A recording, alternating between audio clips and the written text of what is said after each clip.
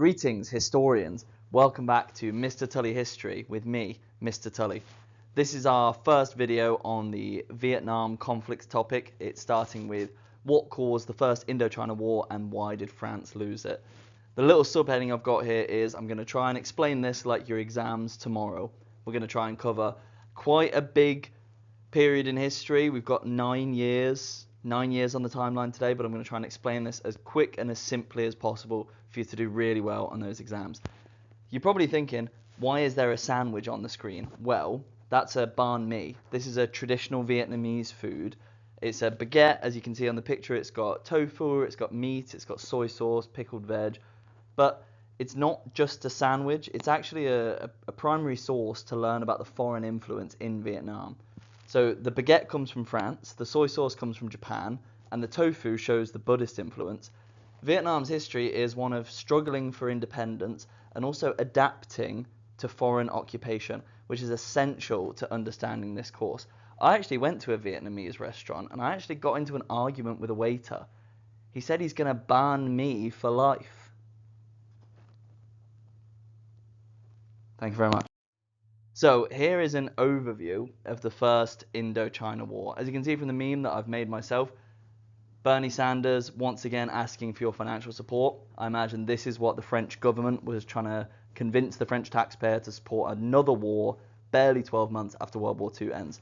So France has actually been involved in what they called Indochina, which is Laos, Cambodia, Vietnam. They've actually been involved since the 1600s really, when they went on quote-unquote civilizing missions to try and spread Christianity in this region. But it's not until the 1880s that Indochina, or Cochin China, is formally colonized. France has done this as a purely economic endeavor. It is massively exploiting the people and the resources of this region. For example, after 60 years of French colonialism, despite them saying that they were there to civilize the people, less than 10% of the Vietnamese people can read, and there's only 3 doctors per 250,000 people. So France has been brutally exploiting Vietnam for coal, for rubber, for people, for rice, for 60, 70 years. In World War II, France is a bit occupied, defending France from the Nazis. So Japan actually occupies Vietnam. It's this weird kind of thing where even though France and Vietnam are fighting, France and Japan are fighting. Japan occupies Vietnam, but there's still a French presence there. It's kind of a strange thing, but Japan is occupying from 1939 to 1945. And when the Japanese surrender in August 1945, there's obviously a big question, which is, well, who's in charge of Vietnam? Because it's not France, they're gone, and it's not Japan either, because they don't exist anymore. So a group called the Viet Minh occupy Hanoi, and they declare that the Democratic Republic of Vietnam is now an independent country. Amazingly, a year later, the French reassert their claim to Indochina, occupy a place called Haiphong in 1946. They kill 6,000 civilians within 2 months of being there. Bear in mind that this is less than 13 months after World War II is over, and the government has managed to convince the people to go to war again. Then there's 8 years of fighting, France withdraws, and the Viet Minh are victorious, and they all lived happily ever after. Oh no, wait, they didn't live happily ever after, actually. So this is an overview of the First Indochina War. Hopefully you've got some questions as I'm talking here. Who are the Viet Minh? How on earth did Vietnam beat France? Well, that's what we're going to answer now. So the Viet Minh, they're created in 1941 by a guy called Ho Chi Minh. And what this group's goal is to get an independent state in Vietnam. Their big thing is anti-colonialism. They are very against European imperialism. And in 1941, they are extremely pro-America. We know this because Ho Chi Minh, the leader of this group, sends like 15 letters to the 4 different presidents begging them for some assistance in Vietnam. And he also, when he declares that the Democratic Republic of Vietnam as an independent country, he actually takes his first line from the Declaration of Independence, trying to make it really clear that he is pro-America, that he is not allied with the Soviet Union. Getting on to their ideology, they are communist, but it does have a bit of a Vietnamese twist here. Now, obviously, if you've watched my Marxism and Leninism video, Marxism only applies to industrialized society, as Vietnam is very far from an industrialized society.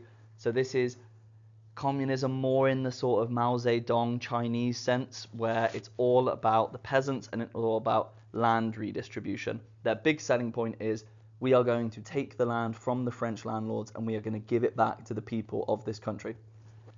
And the meme there, the guy on the right, that is General Giap, a history teacher with very little prior military experience, who manages to defeat France, which is a permanent member of the UN Security Council. Like, it is a pretty big name for him to have beaten.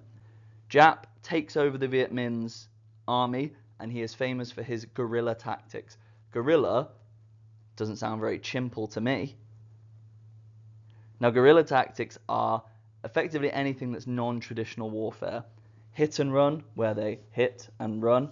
Ambushes, sabotage. They have big local support. We know this because the army always carries tons of rice with them to give out to the local people, to help them. Local people are helping them dig trenches, dig tunnels, etc. So hit and run, ambushes, sabotage. The key thing that Giap does is he avoids full-scale confrontation with the French. The French are used to World War II style, bunch of lads meet up in a field and shoot at each other. Giap knows that they can't win in a fight like that. If you imagine, how does your younger sibling fight you? They fight dirty, they hit you when you're not looking, they use every dirty trick in the book because they have to. This is what Giap and the Viet Minh do. The reason that Giap ends up becoming such an amazing general is because he has this incredible lineage of guerrilla warfare where he has been trained by the Chinese Military Advisory Group, that is the Communist Party of China's military. Why are they so good? Is because they've been trained by the Bolsheviks. The Bolsheviks are an extremely effective guerrilla military force because they won the Russian Civil War in the 1920s. They then trained the Communist Party of China, and then China has now trained the Viet Minh. Now, when the war first started, the French were initially successful, but by 1949-ish, the tide is turning. The Viet Minh are getting better and better because they're getting funding, weapons, and training from China. French morale is diminishing very quickly. Imagine being a Frenchman in 1949.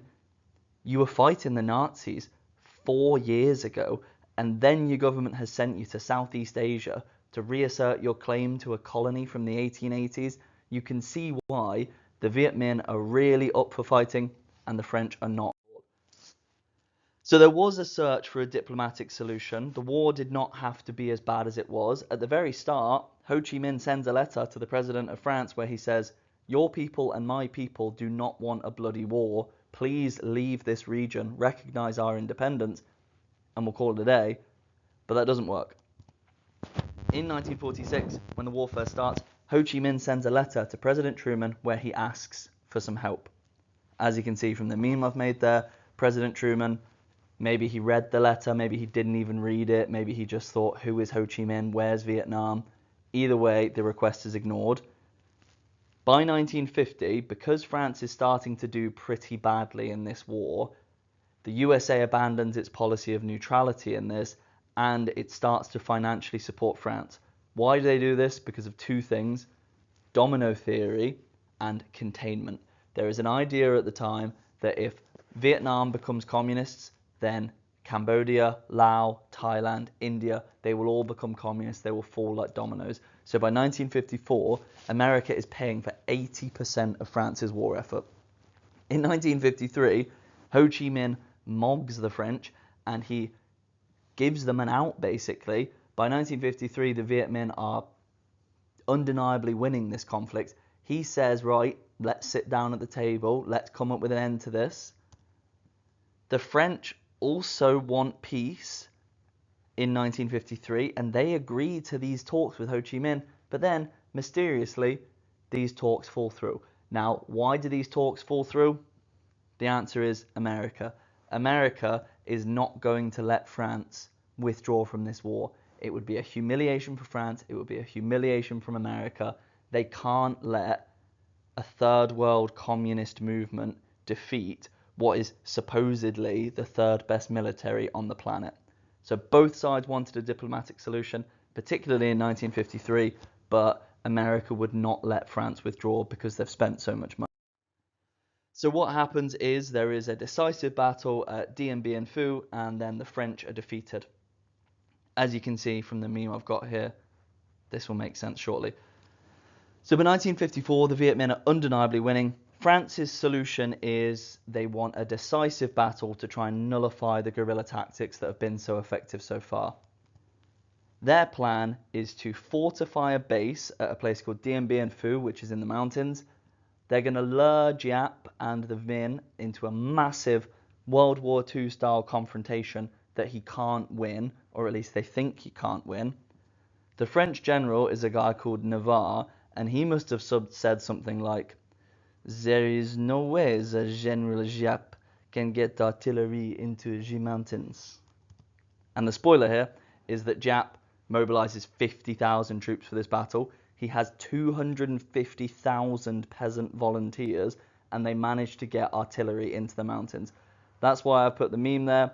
France believed that there was no way they could capture this base, but then 60,000 peasants disassemble anti-aircraft artillery, carry it piece by piece up a mountain, rebuild it in the bushes to shoot down French air support. It's incredible that they do this, and it just shows you how popular the Viet Minh are with the people, that they can get 250,000 peasants to help them fight France. So the Viet Minh forces, they shoot down all the supply planes, which means that the French are isolated in this mountain base. They are trapped in the very place they wanted to protect. They capture the perimeter garrisons. They attack places simultaneously. There's a quote from one of the French military officers that just says, "The Viets are everywhere," like every single angle that exists we're being attacked from. And they managed to capture the main base after 57 days of a siege, and then France surrenders. They wave the white flag that the French are so notorious for loving. The question you'll always get in exams is, why did France lose? And the little equation I've put together for you here is overconfidence plus underestimation minus motivation equals France got wrecked by the Viet Minh. They did not take the Viet Minh seriously. We know that because they rejected all of America's offers for legit military help. Their overconfidence, like General Navarre, he did not even consider that the Viet Minh would have had the capacity to shoot down a plane. He didn't know that they've been receiving millions in money and weapons and heavy-duty stuff from the Chinese Military Advisory Group. And by 1954, there is zero motivation amongst the French soldiers. The Viet Minh are fighting for freedom, independence, and an end to foreign occupation. The French are fighting to reassert a claim to an economic colony just after World War II. Obviously, the French aren't into this. The significance of this battle is something that goes even beyond just your GCSEs and the Vietnam conflict, because Giap has this amazing quote where he says that this battle was the death knell of colonialism, that this was kind of the first time that a colonized people had risen up and beat their occupiers and oppressors in a fair fight, and that this set off a chain of events which leads to decolonization of Africa and Asia. Is India becoming independent a year after this? No, that's a completely terrible point. India was already independent. Ignore me. But Giap said that this is the death knell of colonialism. And then after this, France does sue for peace. The Geneva Conference comes up with the Geneva Accords. France formally, forever, withdraws from Indochina. Vietnam is divided into two states, but it will have an election on unification in 2 years' time. That takes us to the end of the video there. Thank you for watching. I hope that was useful. Keep on historying.